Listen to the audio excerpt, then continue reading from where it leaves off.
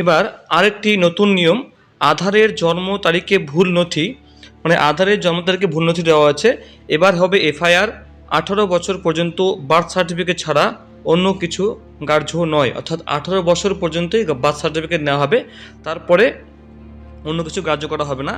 ভুল বা ভুয়ো নথির ভিত্তিতে আধার কার্ডে জন্ম তারিখ দেওয়া হয়েছে, সেই ভুল সংশোধনের সুযোগ দেবে আধার কর্তৃপক্ষ, ইউনিক অথরিটি অফ ইন্ডিয়া।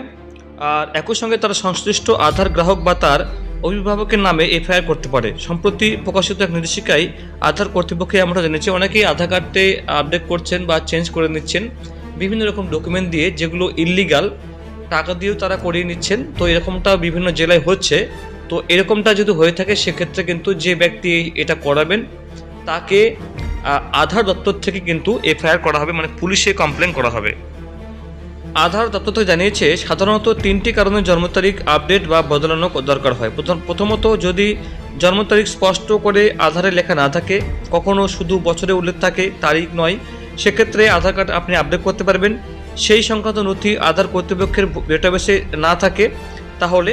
দ্বিতীয়ত, যদি আধার গ্রাহক ভুল জন্ম তারিখ দিয়ে থাকেন বা অপারেটর তা ভুলভাবে নথিভুক্ত করে থাকেন তাহলে এটা করতে পারবেন। তৃতীয়ত, যদি কেউ জন্ম তারিখের জন্য ভুয়ো নথি পেশ করেন এবং পরবর্তীকালে সঠিক নথি দিয়ে তা সংশোধন করতে চান তাহলে সে কিন্তু এটা করতে পারবেন। নতুন নিয়মে বলা হয়েছে সদ্যজাত থেকে 18 বছর বয়সী ভারতীয় নাগরিকের আধারের জন্য বার্থ সার্টিফিকেট বাধ্যতামূলক। যদি 18 বছর বা তার বেশি বয়সে কোনো ব্যক্তি আগে বার্থ সার্টিফিকেট জমা করে থাকেন এবং সেখানে জন্ম তারিখ ভুল থাকে তাহলে তিনি সংশোধিত বার্থ সার্টিফিকেট দিয়েই আধার আপডেট করতে পারবেন। মানে যারা এখন হয়েছেন, যারা তাদের 18 বছর বয়সী ভারতীয় নাগরিকদের তাদের বার্থ সার্টিফিকেট বাধ্যতামূলক, ঠিক আছে, এখন যারা হচ্ছেন।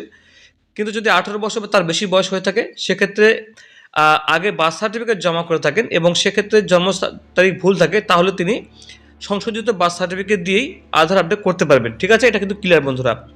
তবে এক্ষেত্রে সার্টিফিকেটে বার্থ রেজিস্ট্রেশন নম্বর অপরিবর্তিত থাকতে হবে, মানে সার্টিফিকেট থাকতে হবে পুরনোই, কিন্তু সেটা দিয়ে আপনি ডিজিটাল করার পরে আপনি সেটাকে সংশোধন করতে পারবেন। মানে আগে আপনার হাতে লেখা সার্টিফিকেট রয়েছে সেটা আপনি চেঞ্জ করতে পারবেন না, সেই সার্টিফিকেট দিয়ে আপনি নতুন করে আপডেট করাবেন, নতুন করে কিন্তু আপনি আর করতে পারবেন না, অর্থাৎ আপনার পুরনো নাম্বার দিয়ে করতে হবে,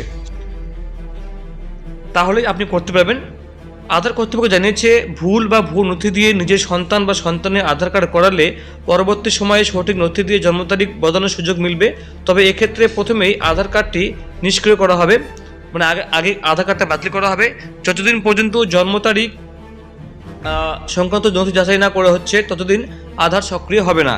সংশ্লিষ্ট ব্যক্তিকে একটি হলফনামা জমা করতে হবে। যেহেতু আধার গ্রাহক আগে প্রতারণা করেছেন বলে চিহ্নিত হলেন, তাই এর বিরুদ্ধে এফআইআর করা হতে পারে, মানে আপনার নামে কেস করা হতে পারে।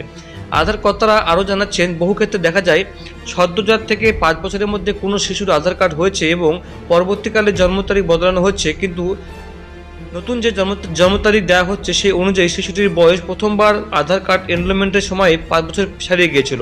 মানে 15 থেকে 18 বছরের মধ্যে আধার আপডেটের সময়ও একই ঘটনা ঘটে।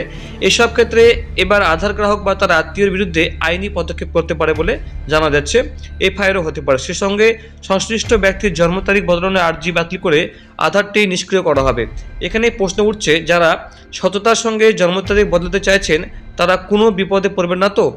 নথি যাচাইকরণে যান্ত্রিক প্রক্রিয়ায় বা সংশ্লিষ্ট কর্মী ভুলে থাকে তার দায় সাধারণ মানুষ কেন নেবে, এখানে একটা প্রশ্ন হচ্ছে।